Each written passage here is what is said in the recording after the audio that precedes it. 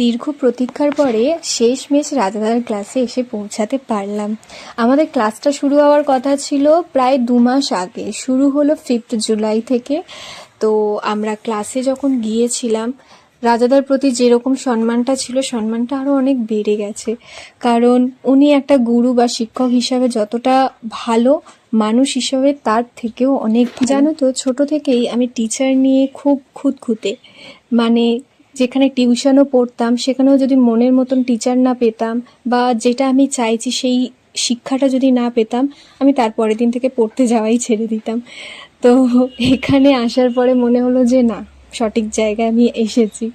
তো এখানে দেখো রাজাদার স্টুডিওতে আমি পৌঁছে গেছি। এখানে এসে আমরা একটুখানি ফটো টটো তুলছিলাম, ভিডিও করছিলাম।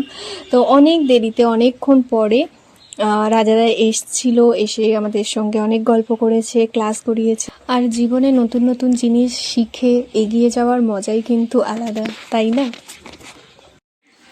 কেমন আছো? এদিকে সবাইকে দেখাও, জোরে হাই করো।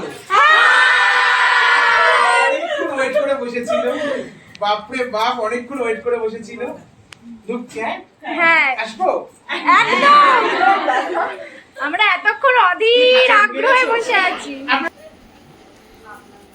আছে মন্দির কমিটির লোকটা আমাকে বকেছে, বলেছি মুখ চুখ ঢেকে নিয়ে ঢুকবে, গদির মধ্যে খুব ভুলভাল হয়ে যাচ্ছে আমি যাওয়ার পরে। ওই ভিতরে যাচ্ছি না, সবাই চিনতে পারে। হ্যাঁ হ্যাঁ হ্যাঁ, ওদের আমার তো মাসে 3টে করে পুজো দিতে হয়।